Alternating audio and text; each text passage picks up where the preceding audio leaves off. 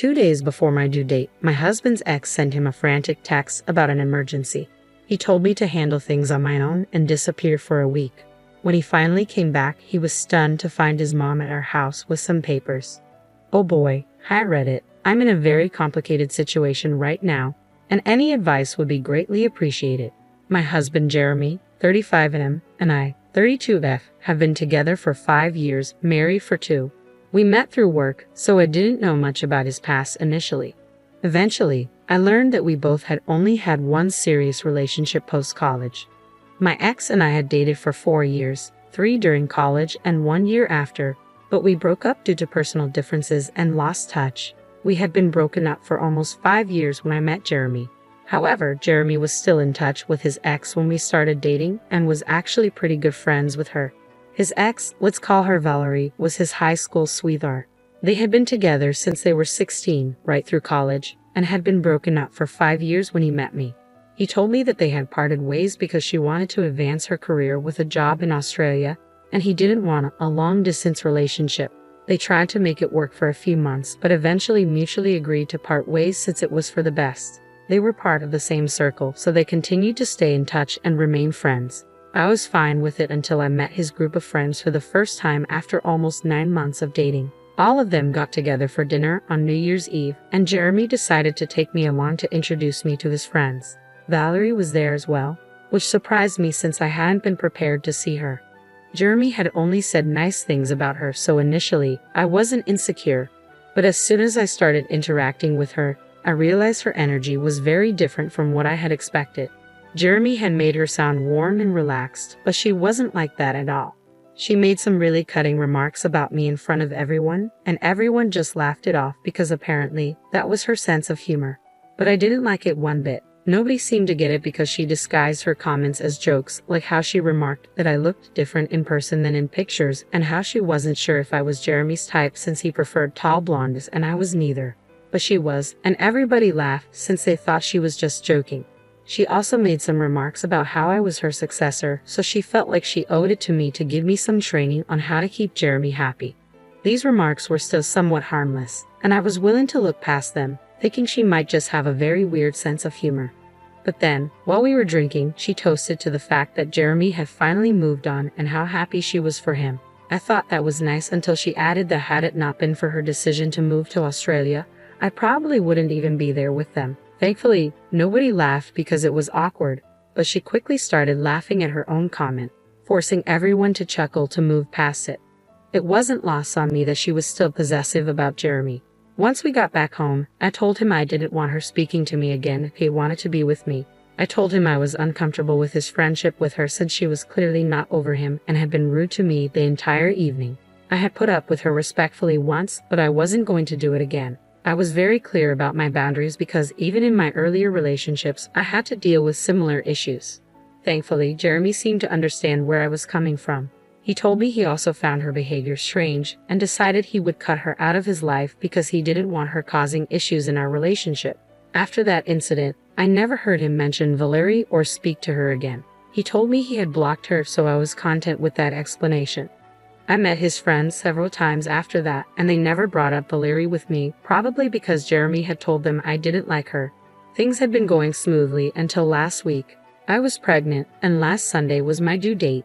It's Thursday now, and Jeremy left to attend to Valerie because she had some emergency and needed him by her side.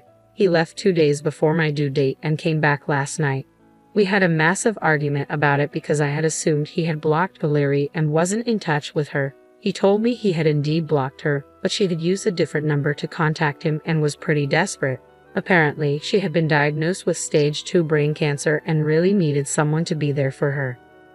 I was furious with him. How could he leave me alone when I was so heavily pregnant? I understood that it was difficult for him to accept that someone he used to be close to might not make it, but it wasn't as if she was going to pass away immediately. He could have gone the next day after being there for me during the labor and seeing his child born, but as soon as he got the news, he had to leave immediately. I tried to explain how ridiculous it was for him to even consider leaving me in this condition, but he insisted he'd be back before I went into labor, saying due dates aren't accurate and I might still have another week. He told me to just deal with it until he returned, then left for the airport without even finishing our conversation. He knew I didn't have my family here. My parents lived in Ua, and I was completely relying on him. After he left for the airport, I tried calling him several times, but his phone was switched off. Desperate and upset, I called my mother-in-law, who had always been nice to me. Through tears, I explained the situation, and she came right over, trying to call him as well. But of course, his phone remained off. She comforted me and stayed with me all day because I was extremely upset and kept crying, with the pregnancy hormones amplifying my emotions. We couldn't reach Jeremy until the next day, and even then, he didn't answer our calls. He only sent us both a text saying he would be back soon, hopefully before the baby was born. He apologized and said he would accept any punishment I deemed fit when he returned. But for now, he had to be there for an old friend who had no family in Australia and whose parents couldn't fly out due to her father's illness. She was counting on him to help her process this news, and he just had to be there. His explanation did nothing to calm me and only made me angrier. He thought it was more important to be there for an old friend than for his pregnant wife. A cancer diagnosis is serious, but what could he do about it? Cure her instantly? No, he should have stayed with me. My mother-in-law agreed and asked me bluntly if I wanted to leave him. Without much thought, I said yes. She spoke to her lawyer and had him draw up divorce papers and an agreement to terminate Jeremy's parental rights. She told me that if he came back before the due date, I could decide whether to file for divorce or talk to him first. If he didn't make it back in time, it would be clear what I had to do. Having raised Jeremy as a single parent, she understood the struggle and was determined to ensure I wouldn't go through the same thing. She promised Jeremy would pay child support, unlike his father, who abandoned them. She stayed with me throughout the week, offering support. For the next few days, neither of us contacted Jeremy. On Monday, I went into labor. My mother-in-law tried calling Jeremy to let him know, but he didn't pick up. She decided not to text him because there was no point. Fortunately, my parents had flown in the day before, so they were there for me. Still, I felt Jeremy's absence acutely. I made up my mind that no matter what happened when he came back, I would never see him the same way again. 3 hours after giving birth, I filled out the paperwork for the divorce and told the lawyer to file it on my behalf.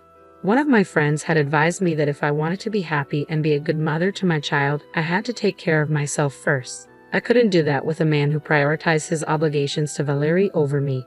After our daughter was born, I didn't even call Jeremy. My mother-in-law, my parents, and I stayed at home together. My parents were supposed to leave tomorrow, so it would just be me and my mother-in-law. I told them all about my decision to leave him because he hadn't tried to contact me despite promising to be back before the due date. He had spent a week with Valerie instead. Last night, Jeremy came home late. I'd opened the door and he hugged me, but I shook him off and said I wanted nothing to do with him. Hearing the doorbell and the commotion, my mother-in-law walked into the room with the papers and threw them in his face. She demanded he leave immediately. She didn't care where he spent the night. She wanted him out of the house because I needed peace and quiet after giving birth. She also told him I had already filled out the divorce paperwork and needed him to complete the paperwork to terminate his parental rights. Jeremy was shocked and speechless for a few minutes. I left the room because I was still weak and needed to recover. Seeing him had weakened my resolve. Then I heard yelling and realized Jeremy was fighting with his mother. I stayed out of it, comforting my daughter. After a few minutes, Jeremy started calling my name, demanding to see his daughter, claiming I owed him that much. That infuriated me. I put my daughter in her crib and confronted him. I told him I owed him nothing. He had chosen not to be there for me during my pregnancy and the birth of our child, leaving me alone. I was lucky my mother-in-law was there for me, but I owed him nothing. I told him to leave and that we could discuss this later in the morning. He left with tears in his eyes, trying to talk to me one last time, but I told him to go. We were tired and went to sleep. This morning, he showed up again. I finally told him it was over. It had been over the moment he left to be with Valerie. There was nothing he could say to change my mind. My mother-in-law was in the room, but I told her I wanted to have this conversation with him myself. Jeremy started crying and begging. My mother-in-law had to leave the house with the baby so our daughter wouldn't hear him. He kept insisting he had only gone because Valerie begged him, claiming she was on her deathbed. He said he stayed because she was alone and needed comfort, and it was purely platonic. But I wasn't there, so I didn't know what had happened. I told him it didn't matter anymore, and I wanted him to leave. Then he pleaded, saying even if I divorced him, it was too harsh to take away his chance of being a father. He wanted me to reconsider or he would fight for custody. He knew it was unlikely he would get custody since he hadn't been there for the birth, and we could use that against him. Plus, our newborn daughter needed me more than her father. He begged for one chance because, despite everything, he really wanted a family. Eventually, Jeremy did leave but asked me to think it over. Now, I'm not so sure what to do. This is a huge decision involving people's lives, so I want to be certain before moving forward. Am I the asshole for divorcing my husband and asking him to terminate his parental rights over our daughter because he skipped her birth to be with his ex, who claimed to be on her deathbed? Update: I've made up my mind and am going through with the divorce. I'm still contemplating whether I want full custody or not. Jeremy has shown up at the house every day to apologize and literally beg for forgiveness. It's getting harder to turn him away, but I know I have to. Thankfully, my mother-in-law has been incredibly supportive and is helping me take care of the baby. My parents had to fly back home, but my mother-in-law has moved in with me long-term to provide the help I need. I told her that even if I decide against giving Jeremy full or partial custody, she will always be welcome to visit her granddaughter. I asked my mother-in-law for her opinion on the custody situation, but she left the decision to me, confident that I'll make the right choice for both of us, just like I did with the divorce. I'm still struggling with this decision, and it hasn't gotten any easier because Jeremy keeps showing up. Every time he comes, I feel like taking him back and forgiving him, but I can't, not after everything I've been through. Valerie has always been a sore spot for me, and he ignored that even when I was pregnant with his baby. Honestly, I don't know if they have been in touch or if something was going on between them recently. I can't trust anything he says anymore. His apologies are always the same. He insists nothing happened. It was all platonic, and he was just taking care of her because she claimed to be on her deathbed. Every time, I have to tell him the same thing back. It doesn't matter anymore because I've made up my mind and am leaving him. It's sad, but that's just how it is. Update 2. A few days ago, I posted an update about deciding to go through with the divorce but being unsure about filing for full custody of my daughter. Now, I think I know what to do. For almost 5 days straight, Jeremy showed up daily to apologize and try to win me back. Then, he suddenly stopped. I found it strange but felt relieved, thinking I could finally think clearly. However, after he stopped coming, I started receiving texts from people telling me that what I was doing was incredibly wrong and immoral, and they never expected me to act like this. His friends began bombarding me with messages, not just his usual group but every single person who went to school or college with him. It felt like he set up a template for them to send, like a petition. They sent emails and messages trying to convince me to cancel the divorce. At first, I blocked people left and right, but then they started making fake accounts to send the same messages. There are only so many people you can block. Besides, I'm dealing with emotional trauma, processing everything, and trying to be there for my newborn daughter. This is the last thing I needed. If Jeremy really cared about me, he wouldn't be putting me through all of this at such a delicate stage of my life. It's obvious he only cares about himself. I don't think I have to worry about my daughter's custody anymore. I'm going to file for full custody, and that's final. He still has the papers and can sign his rights away if he chooses. I've spoken to my lawyer, and this is happening. The messages I've been receiving are hurtful, and I know for a fact that he has written the template and instructed his friends to send it to me. It reflects his beliefs more than anything else. If this is how he views me, we don't need to be together at all. The messages included a line saying, "We never expected you to be the kind of person who would use their child as a pawn to punish their partner and play mind games like this." Is he for real? Does he seriously think I'm using our daughter to punish him for what he did? He clearly doesn't understand how marriages or children work. That line hurt me deeply and solidified my decision. When I showed the messages to my mother-in-law, she was very upset and wanted to contact him and tell him off. I asked her not to because it wasn't worth it. Confronting him would only lead to him denying any involvement, even though it's clear all his friends are sending the same type of messages. I don't understand why he involved his friends in this. It's not like I'm going to read their messages and instantly stop what I'm doing. Their opinions don't matter to me because they aren't my friends. I've never been close to any of them, so they can think whatever they want about me. I don't care.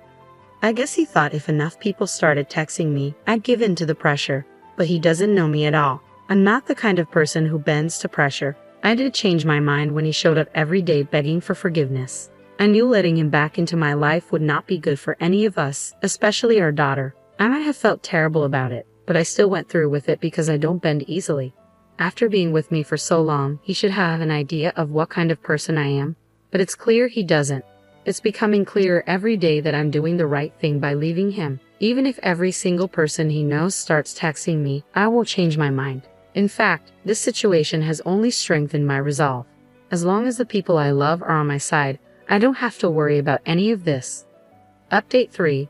The legal proceedings for the divorce and the custody agreement will commence in a couple of days.